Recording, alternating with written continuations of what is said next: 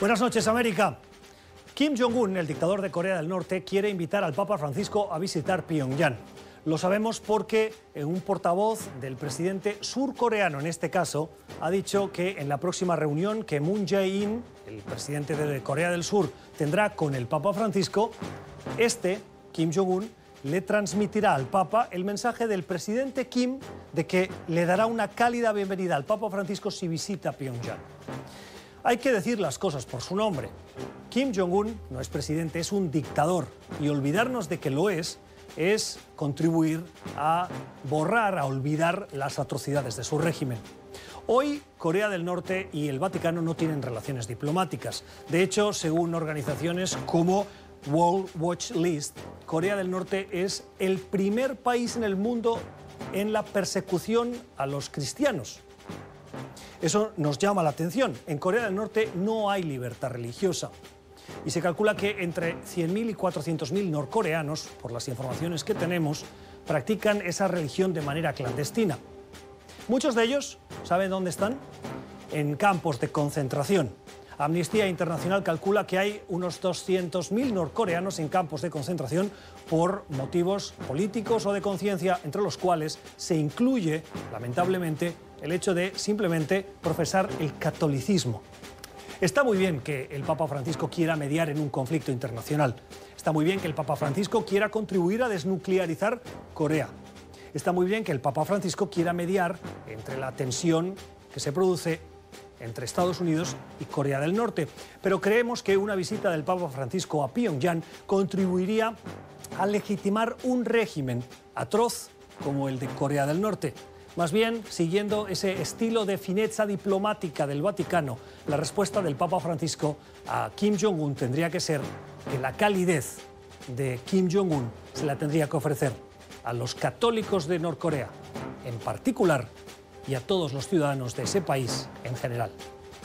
Son las 8 en Bogotá, Lima, Quito, las 9 en la costa este de Estados Unidos y las 10 en Buenos Aires y Santiago. Y esto es Poder Latino. Bienvenidos.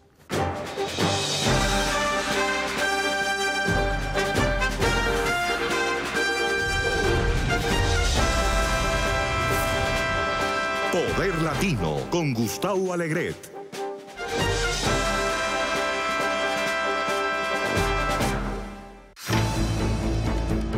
Tiempo para nuestros pies de página y hoy le ponemos las primeras notas, esas notas al pie, a la noticia del anuncio de la salida de la dimisión de Nikki Haley como la embajadora de Estados Unidos ante la ONU. Hoy se ha hecho el anuncio en la sala oval de la Casa Blanca. Haley estaba acompañada del presidente Trump. El presidente Trump la ha felicitado, dice que han hecho un gran trabajo. ¿Por qué se produce hoy ese anuncio? Hace 6 meses lo han explicado ellos que Haley ya tenía claro que quería salir, pero lo dicen hoy. Esta mañana, cuando nos hemos despertado, teníamos la puesta mirada en lo que va a pasar en la Corte Suprema. Y es que había protestas otra vez de mujeres frente a la Corte porque hoy era la primera audiencia de Brett Kavanaugh como miembro de la Corte Suprema. Pero a las 11 de la mañana hemos dejado de hablar de Kavanaugh para hablar de Nikki Haley. Y es que, sin duda, la Casa Blanca es una máquina de marcar la agenda, y particularmente Donald Trump, quien ha querido pasar página y lo hace con este anuncio. Y ahora todo son especulaciones sobre la relación entre Haley y Trump, sobre el futuro de Haley, sobre quién le sucederá. Ya no se habla de Brett Kavanaugh en Estados Unidos. La Casa Blanca controla muy bien esa agenda y los medios vamos a rueda. Miren, otro ejemplo. La semana pasada el New York Times revelaba en una información periodística que el presidente Trump, cuando trabajaba en las empresas familiares junto con su padre y sus hermanos, crearon una estructura con empresas pantalla para evitar pagar impuestos. Es decir, explicaba y demostraba que Donald Trump, presidente de Estados Unidos, había evitado pagar impuestos, en algunos casos infringiendo la ley, a pesar de que el delito ya puede haber prescrito, y que hoy es presidente de Estados Unidos. ¿Alguien habla de eso? De hecho, al día siguiente casi nadie hablaba del tema, porque estábamos sumidos en el proceso de nominación del juez de la Corte Suprema. Otra nota sobre esta noticia. Nikki Haley ha explicado que después de 2 años al frente de la delegación de Estados Unidos en la ONU, hoy Estados Unidos es más respetado que nunca. falso. Los datos dicen lo contrario. Miren este gráfico de Gallup, una encuesta internacional que pregunta sobre el prestigio, el liderazgo de Estados Unidos. Y lo que vemos es que precisamente cuando Nikki Haley llegó a la delegación en el 2016, se invirtieron los términos y el prestigio de Estados Unidos cayó del 48 al 30 y el desprestigio aumentó del 28 al 43. Hoy el desprestigio de Estados Unidos está por debajo del final de los últimos años de George Bush. Los datos y las opiniones.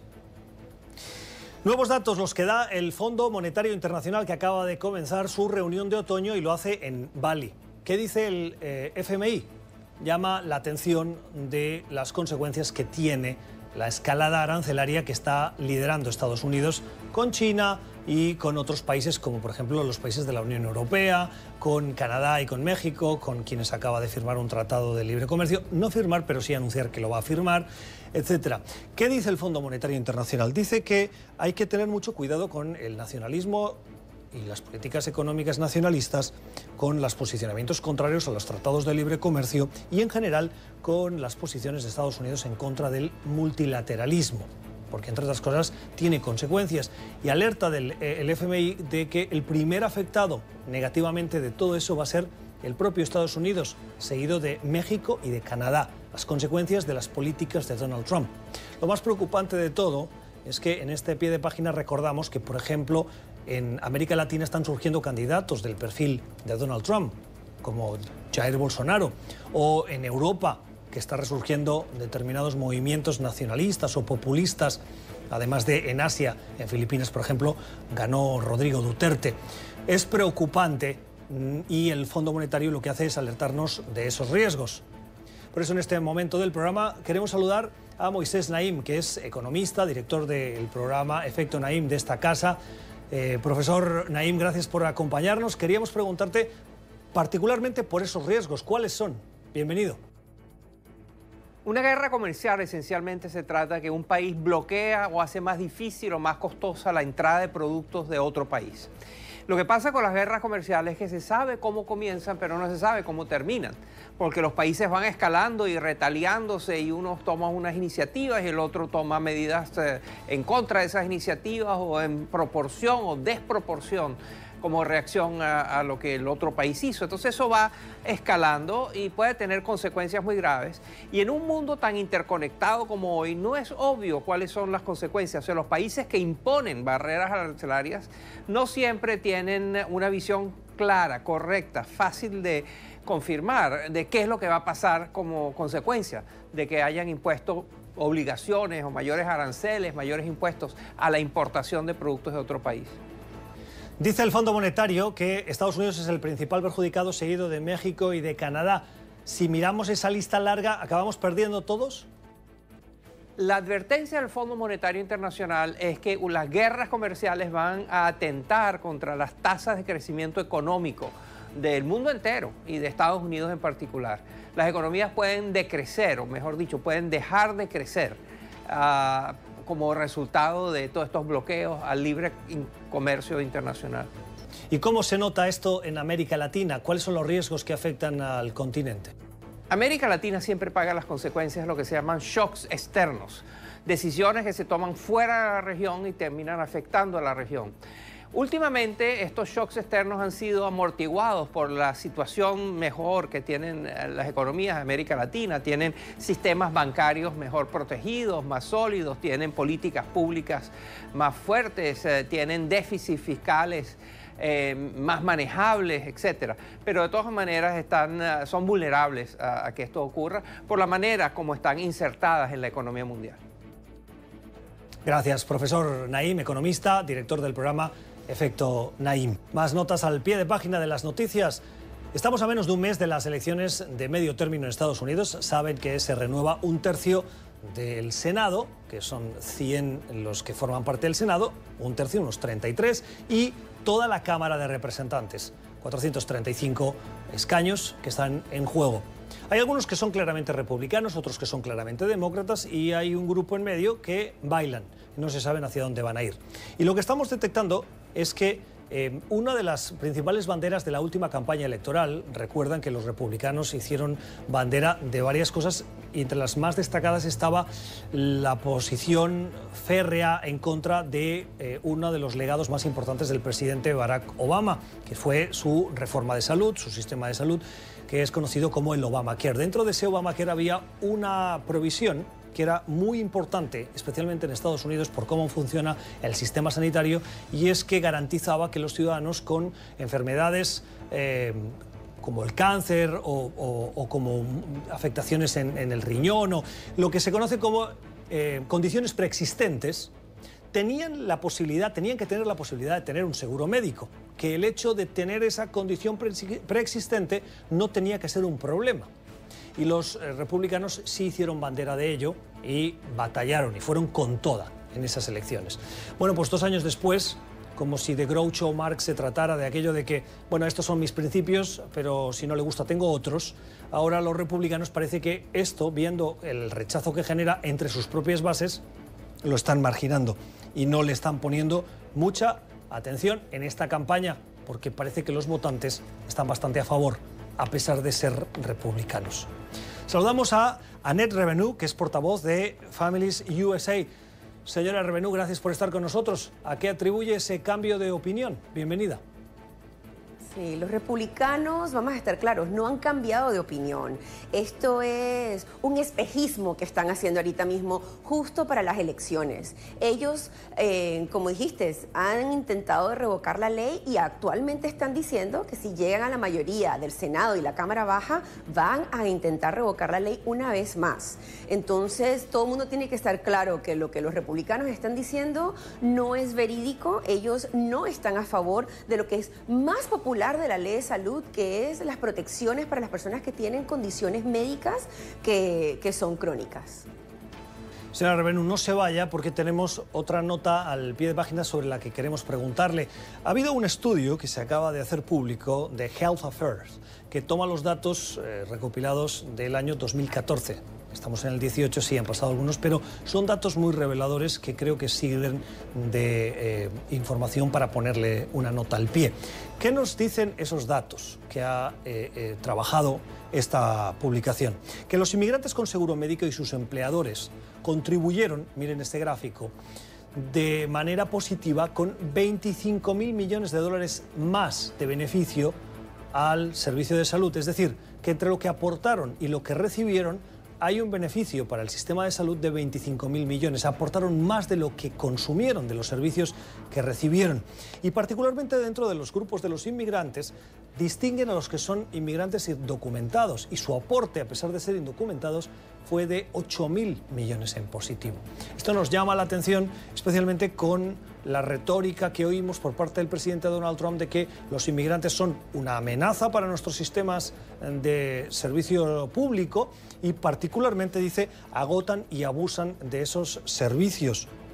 Además, señora Revenue, nos llama la atención de que el informe confirma que los inmigrantes, a pesar de ser contribuyentes netos a esos servicios sanitarios, son los que menos los usan. ¿Por qué?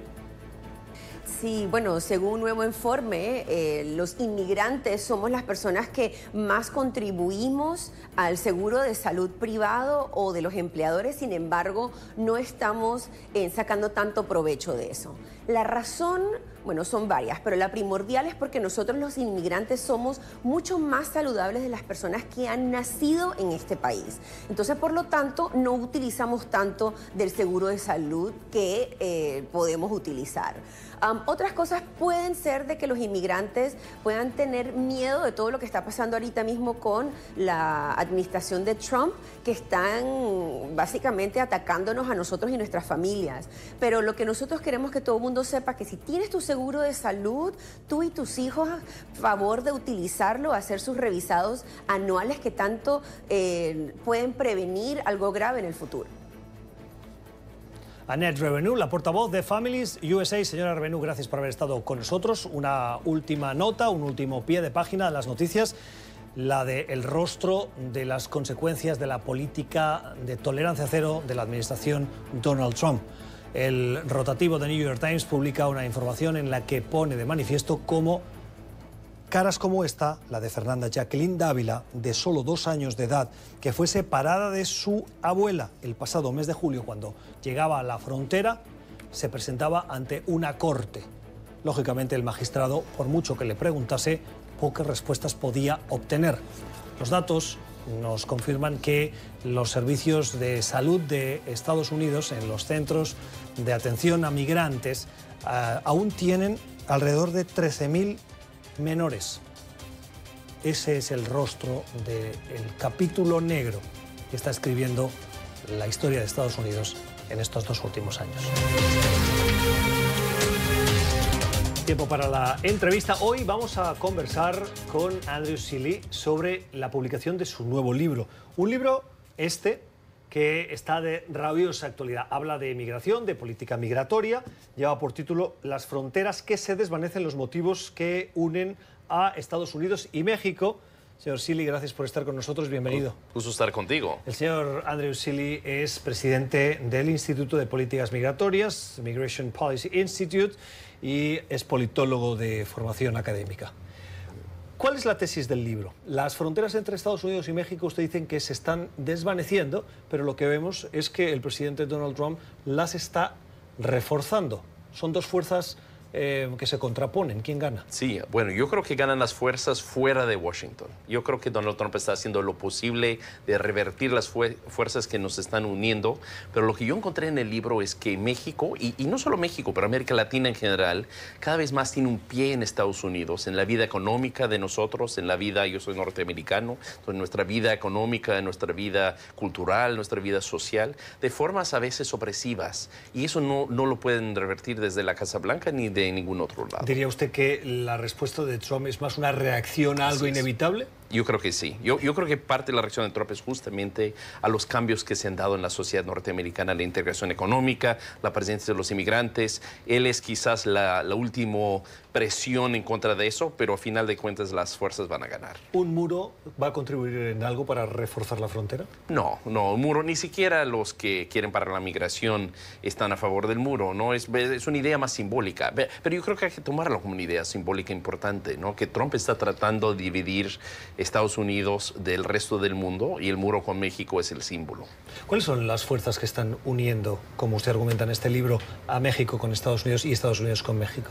Mira, yo creo que de los más interesantes, uno es la inversión mexicana y latinoamericana en Estados Unidos, que tú encuentras en muchos pueblos en Estados Unidos. Yo empiezo con la historia de Hazleton, Pennsylvania, que es una ciudad que fue el centro del debate antimigrante en su momento, pero ahora tiene 4 fábricas mexicanas que dan empleo a norteamericanos, que están contratando a norteamericanos comunes y corrientes, pero la inversión viene de México. Pero no solo es una cuestión económica, los lazos son superiores o van más allá de la economía, ¿cierto? Totalmente. Van al cine, por ejemplo, 4 de los últimos 5 ganadores del Oscar para Mejor Director son mexicanos.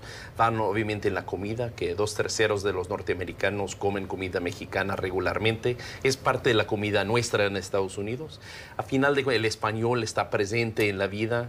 Estamos en 2026, vamos a tener la primera Copa Mundial, donde los anfitriones son Estados Unidos, México y Canadá, que es una partecita nada más de la integración en el mundo de deportes. Todo, ves el tema y ahí ves que estamos mucho más integrados con el vecino del sur y quizás todos los países vecinos del sur de lo que éramos hace 10 o 15 años. Ahora que usted comentaba la parte de la gastronomía, me acordaba de aquel ciudadano estadounidense que decía que los tacos eran un invento estadounidense, que se había apropiado México de ellos por el tema del Tex-Mex. Los tacos siguen siendo mexicanos, ¿cierto? Siguen siendo mexicanos, bueno. pero la historia es interesante porque México se divide, ¿no? Parte de México se queda en Estados Unidos. Entonces, parte de la comida Tex-Mex. La comida Tex-Mex es una importación chafa de la comida mexicana, pero parte también es una comida naturalmente norteamericana de los mexicanos que quedaron de este lado. Tú encuentras ahí estilos de, por ejemplo, la tortilla de harina, muy común en Estados Unidos y el norte de México, pero no tanto al sur. O encuentras sopapillas, que es una comida mexicana, pero solo se conoce en el suroeste de Estados Unidos, no en México, aunque también España, creo. Pero no se conoce en México. Entonces, pero es de los mexicanos que se quedaron al norte de la frontera. Es una mezcla. Entonces, yo a veces digo, la comida mexicana, si vienes de México, también es una parte natural de Estados Unidos. O sea, no hay fronteras, lo cual vuelve a demostrarse en el libro, la tesis. Se acaba de firmar un tratado Tratado de Libre Comercio. Se acaba de anunciar, no se ha firmado, se acaba de anunciar.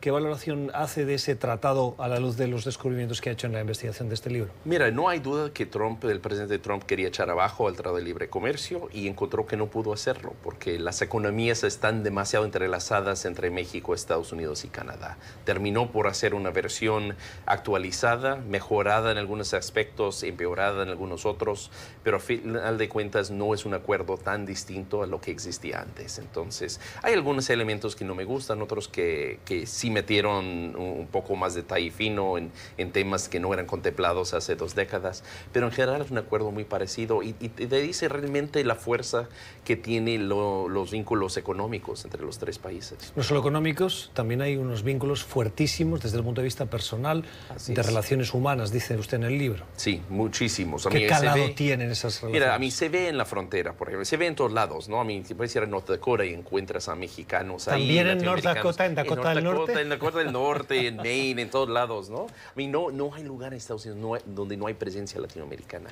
y mexicana en específico. Pero una de las historias que a mí me encantó es la historia. Yo acabo de estar en Tijuana y San Diego la semana pasada. Y Tijuana y San Diego comparten un solo aeropuerto para vuelos internacionales ahora. Y está del lado mexicano. Y lo que terminó haciendo San Diego, después de años de buscar construir su propio aeropuerto más grande del aeropuerto que tiene en el centro de la ciudad, es que descubrieron que Tijuana ya tenía un aeropuerto grande internacional, con vuelos a China, con vuelos a Japón, con vuelos a Corea. Y en vez de ser otro aeropuerto en San Diego, mejor hacer un puente arriba del muro que existe ahí, que si hay muro ahí, entonces hacer un puente sobre el muro que llega al aeropuerto de Tijuana y la gente de San Diego usa el aeropuerto de Tijuana como si fuera suyo. Y hacen su check-in, su registro en inglés y todo, cruzan el puente, están en Tijuana y toman el vuelo como si estuvieran en San Diego. Eso te habla de las relaciones económicas por un lado, pero también de la confianza que existía entre personas de los 2 lados para hablar de ese tipo de proyecto. ¿El idioma es una barrera? Es una barrera, pero también es una riqueza, ¿no? Y yo creo que al final de cuentas no vamos a ser un solo país. Vamos a seguir siendo orgullosos cada uno de su país, pero no, yo creo que es más orgullo que barrera, ¿no? Es más riqueza que barrera. Y el español cada vez más está presente en este país, aunque cada vez más los latinos en Estados Unidos hablan inglés como primer idioma. El crecimiento de la comunidad latina en Estados Unidos es cada vez más por nacimiento que por inmigración.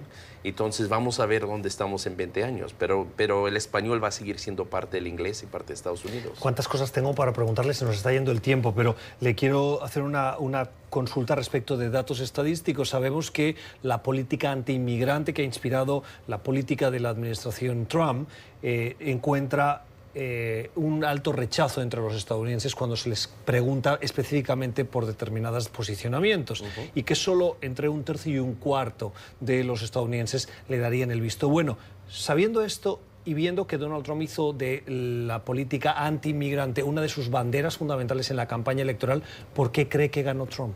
Mire, yo creo que hay una parte de los norteamericanos que votaron por esa razón. Y él sabe, eso es su base más dura. Es un 20-25% de la población. Y funciona para sacarlos. Y luego depende de sus otras posturas y su carisma, que algunos dicen que tiene carisma, para llegar a los otros, ¿no? Pero le ayuda a movilizar una cierta base, ¿no? Minoritaria, pero importante. ¿Usted cree que tiene carisma el presidente Trump? Yo creo que sí. Yo creo que la carisma que tiene, a mí, no es un estilo que a mí me agrada, pero la carisma que tiene, yo creo que no hay que ignorarlo, es que no habla como político. Habla con una persona que no ha estado en la política. No, yo creo que a veces dice barbaridades y dice cosas que nos dividen, pero yo creo que es algo que otros republicanos y demócratas tienen que tomar en cuenta, que la gente está cansada de la política normal y están buscando candidatos que pueden hablar diferente. Obama también hablaba diferente. Obama hablaba otro estilo, más de visión, más de ideas, pero un estilo poco común entre políticos. Entonces hay que encontrar formas. Si uno quiere estar con Donald Trump o combatir a Donald Trump, hay que pensar fuera de los parámetros normales de la política. Usted se centra en la frontera de México y Estados Unidos. ¿Hay otras fronteras en América Latina que también se están desvaneciendo? Sí, yo creo que sí. Mira, yo creo que estamos en un mundo cada vez más globalizado. Yo creo que Simón Bolívar de todos modos estaría muy molesto que América Latina no se pueden poner de acuerdo y nunca se van a poner de acuerdo porque los países todos tienen su historia, su cultura, sus puntos de vista. Pero yo creo, por ejemplo, algo que a mí me ha impresionado en estos días es ver cómo los países de América Latina han recibido a los venezolanos saliendo de Venezuela. Y tú ves un fuerte nivel de solidaridad, de por lo menos entendimiento, comprensión común en América, con fronteras que están desvaneciendo. Yo creo que en las Américas, yo creo que mi libro es de México a Estados Unidos, pero si tú fueras a hacer el argumento con Colombia, con Brasil, con muchos otros países, con Centroamérica, yo creo que muchos de los mismos elementos también son ciertos. La opinión de Andrew Seeley, presidente del Instituto de Política Migratoria. Acaba de publicar el libro Las fronteras que se desvanecen, los motivos que unen a México y Estados Unidos. ¿Qué le parece la opinión del señor Seeley? ¿Usted estaría de acuerdo o tiene críticas y opiniones que quiere expresar? Hágalo a través de la cuenta de Twitter, @PoderLatinoNTN, @PoderLatinoNTN. Agarre su celular, háganos llegar sus puntos de vista, los comentamos al final del programa. Tiempo para las opiniones encontradas, para los puntos de vista distintos, los de republicanos y demócratas. A mi derecha, Alfonso Aguilar, analista republicano. Señor Aguilar, gracias por estar con nosotros, bienvenido. Placer. Y Vanessa Cárdenas, analista demócrata, gracias por estar con nosotros.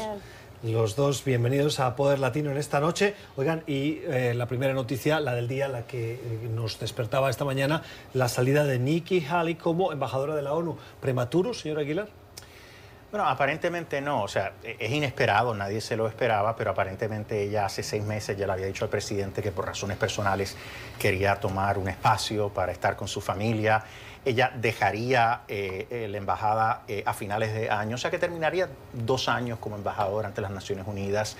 Yo creo que ella tiene un futuro político extraordinario, aún así es inesperado.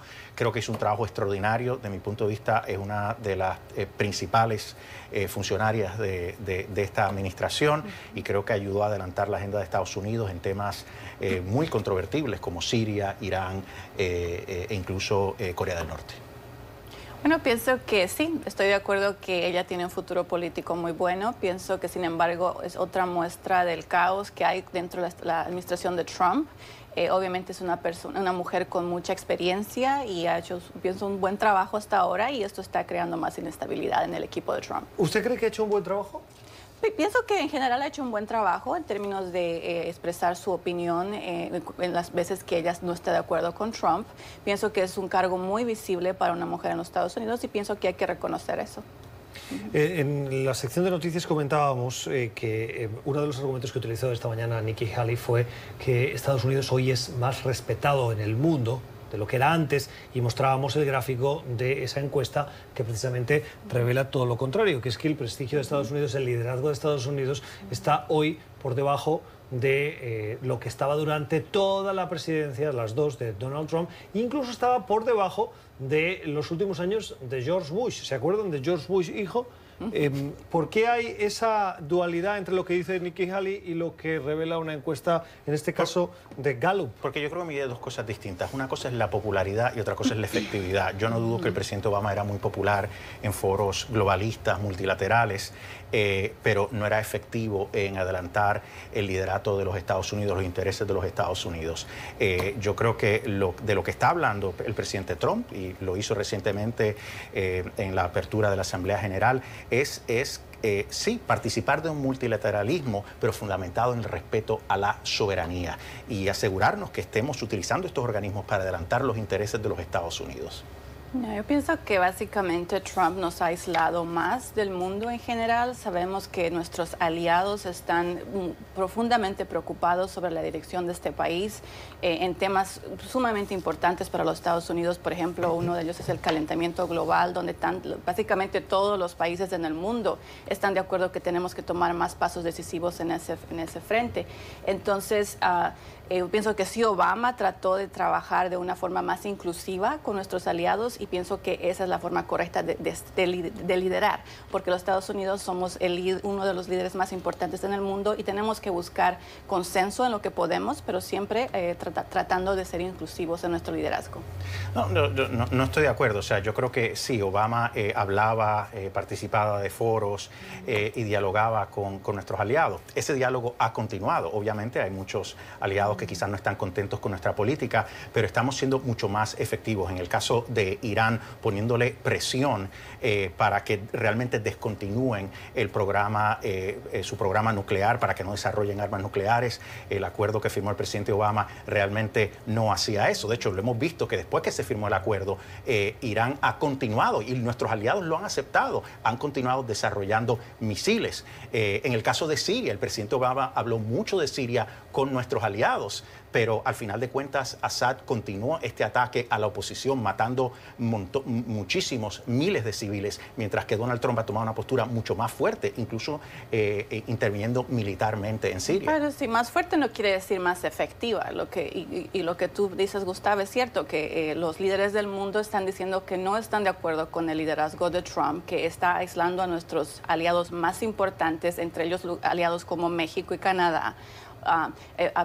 Otros aliados, por ejemplo, de Inglaterra, de Alemania, de Francia, que están básicamente muy preocupados con la dirección de nuestro país. Pero México y Canadá, lo acabas de mencionar, México y Canadá ahora están muy contentos con Donald Trump, porque fue fuerte, pero negociaron, pusieron al día el Tratado de Libre Comercio, que va a ayudar a productores en Estados Unidos, pero también en Canadá y en México. ¿Sabes qué? Yo no estoy diciendo que es malo renegociar términos, el problema es el proceso y la actitud de Trump. Y en general, México y Canadá no han estado contentos a través de todo este proceso. Señores, cambio de tema, pero vinculado a lo que usted decía. El FMI acaba de comenzar su reunión anual, lo decíamos también en el repaso de las noticias, y le dice que la política nacionalista, contraria a los tratados de libre comercio, proteccionista, contraria al multilateralismo, lleva a perdedores, y dice el primer perdedor, Estados Unidos, el segundo y el tercero, México y Canadá. ¿Eso contradice lo que usted nos contaba ahora? Bueno, lo que pasa es que hay mensajes contradictorios saliendo de la administración Trump en cuanto al libre comercio. Yo no creo que Trump se oponga al libre comercio. Él trabajó con Canadá y México en renovar el Tratado de Libre Comercio de América del Norte para beneficio de los tres países. Perdone, poner aranceles no es favorecer el Tratado de Libre Comercio. Pero a eso voy. Esa política de renovar ese acuerdo con el apoyo de Canadá y México favorece el libre comercio entre los países de América del Norte. Los aranceles no.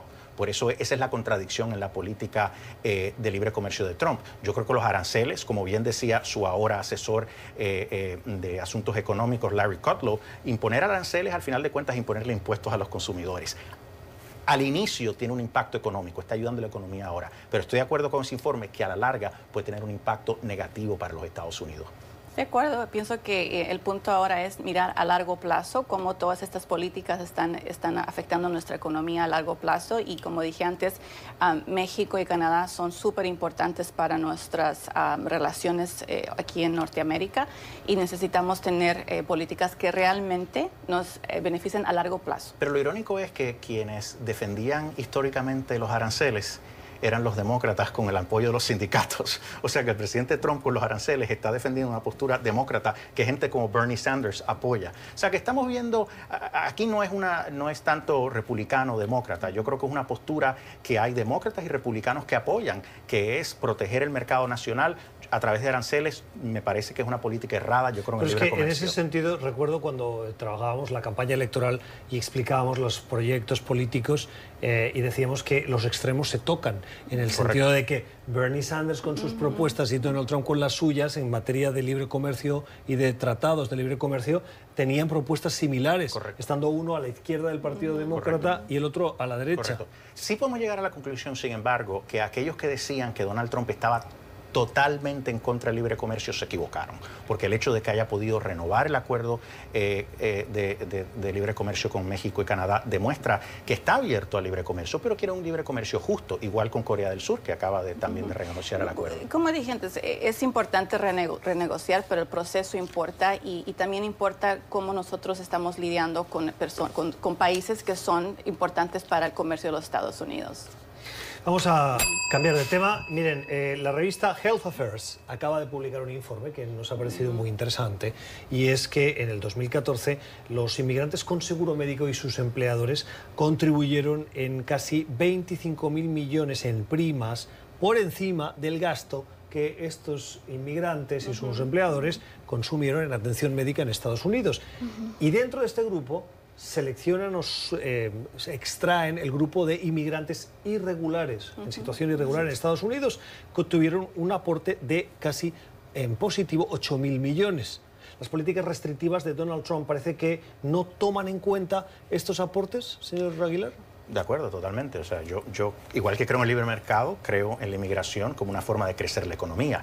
Los inmigrantes no son una carga para el Estado, no son una carga para la sociedad, son un activo. Lo que este estudio demuestra es que los inmigrantes lo que hacen en una economía libre como la nuestra es expandir la base de consumidores, contribuyendo, ayudando a fortalecer el mercado de seguros, no solo para los inmigrantes, pero para todos los ciudadanos americanos. Entonces, ¿por qué Donald Trump utiliza constantemente referencias a que es una amenaza, que agotan y abusan de los servicios? Porque, francamente, está respondiendo a una base restriccionista que cree que los inmigrantes reducen los salarios de los americanos o le quitan empleos a los americanos, lo que es falso. En ese sentido, Donald Trump se equivoca. No, 100%, y no solamente es este estudio, de hecho hay otros estudios también que muestran que los inmigrantes contribuyen más al seguro social de lo que reciben en beneficios a largo plazo. O sea que en general los inmigrantes contribuyen de un sinfín de maneras.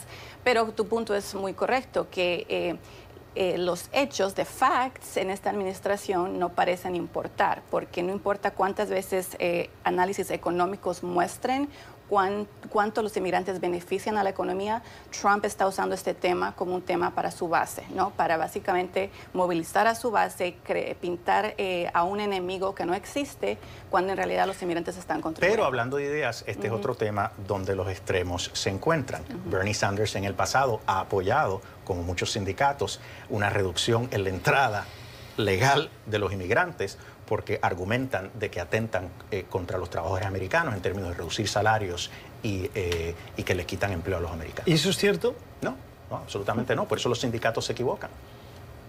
Los sindicatos, la mayoría de los sindicatos y los sindicatos más grandes apoyan una reforma integral que legalice a los indocumentados y que sí miren al futuro para la inmigración legal. Los sindicatos utilizan este tema políticamente, están abiertos a una legalización, pero se oponen a un programa de trabajadores temporales amplio que permita facilitar el flujo legal de los trabajadores extranjeros que esta economía se necesita. Los sindicatos, en términos generales, se oponen al principio de que la inmigración es una política de crecimiento económico.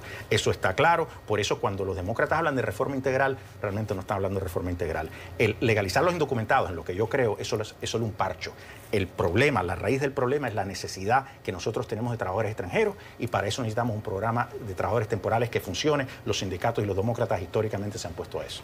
Eso no es cierto. Sí, Todos los proyectos de ley, incluyendo el proyecto de ley del senador Kennedy McCain, incluían la legalización de los indocumentados, un programa para Future Flows, que es básicamente... Ahora, estoy de acuerdo en para el punto... acomodar a los republicanos, pero que era pequeñito, que era inservible. Es que es una realidad que tenemos que lidiar con la inmigración que está aquí, al mismo tiempo que tenemos que lidiar con los flujos del futuro, siempre también respetando a los trabajadores estadounidenses. Es cierto. Eso es code language para decir, vamos a limitar la entrada. ¿Qué quiere decir code language? Lenguaje de código. Está diciendo que tenemos que respetar a los trabajadores americanos. En otras palabras, que no entren muchos inmigrantes porque le quitan los trabajadores. O sea, un eufemismo. No es así. Totalmente. Yo lo que creo es que esto tiene que estar regulado por el mercado. Yo no creo que el gobierno tiene que estar muy intervenido. Nuevamente, el concepto del libre comercio. O sea, si una empresa americana no puede encontrar los trabajadores americanos que necesita, debería traer el número de trabajadores extranjeros que necesite. Entonces,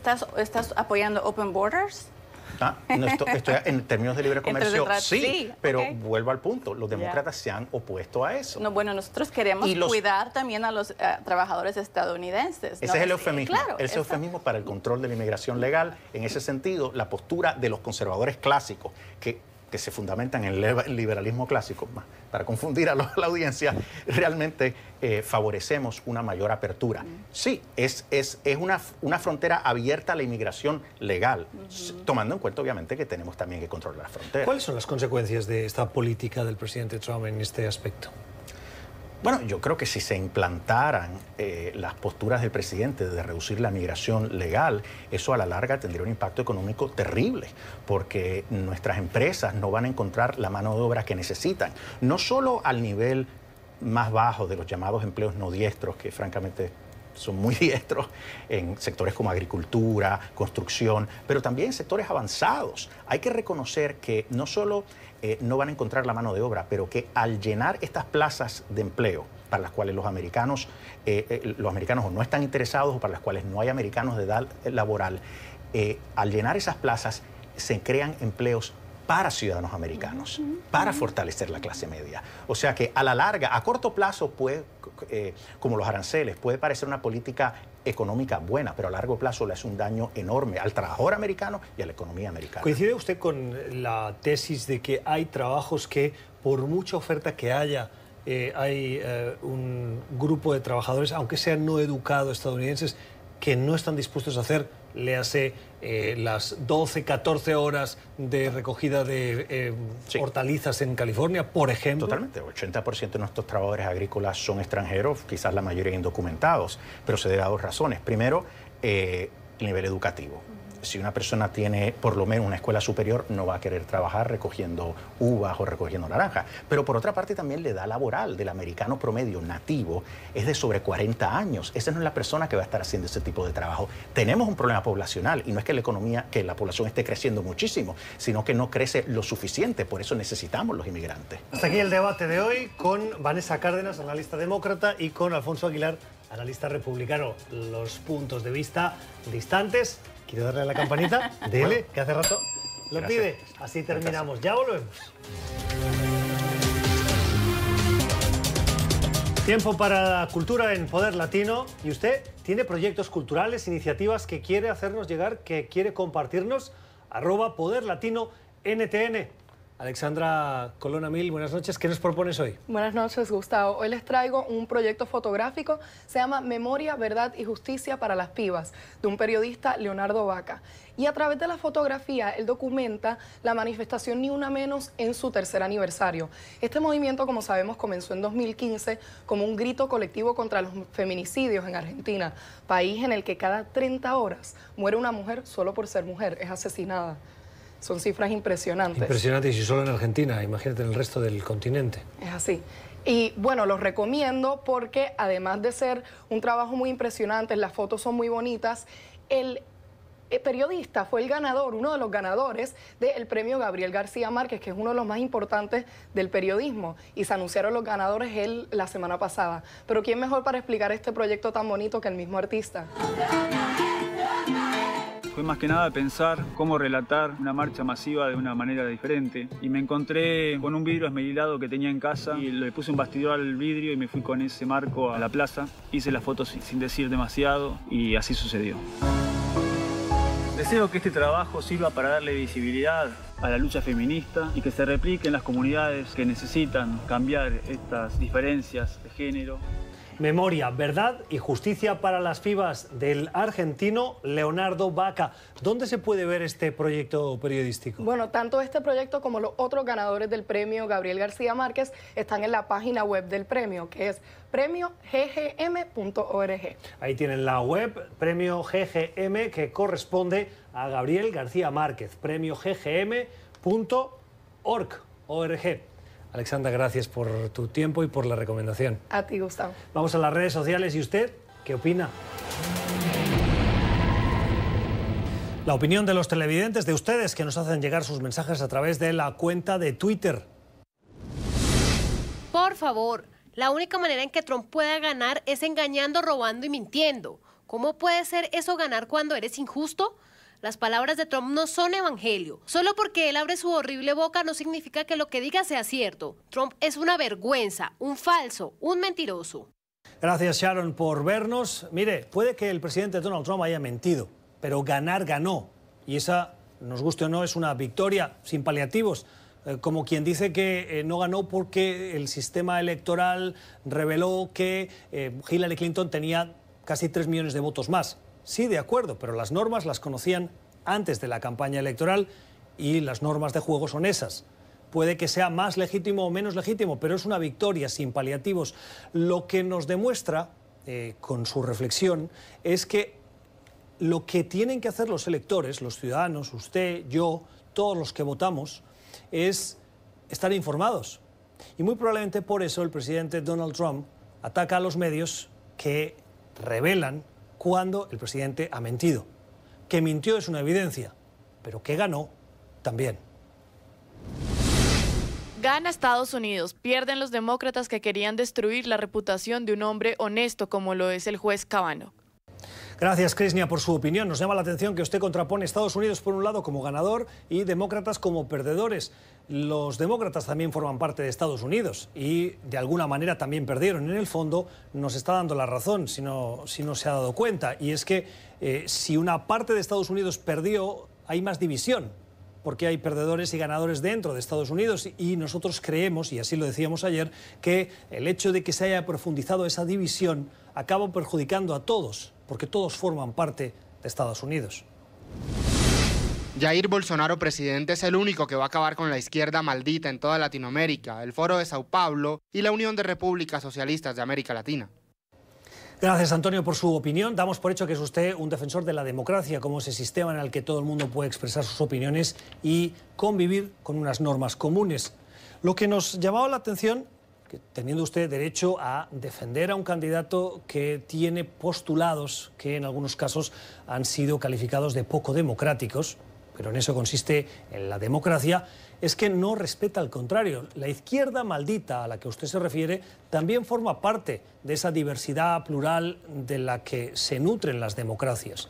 Demonizar a quien no piensa como uno hace que nuestras sociedades se empobrezcan y nuestra democracia se debilite.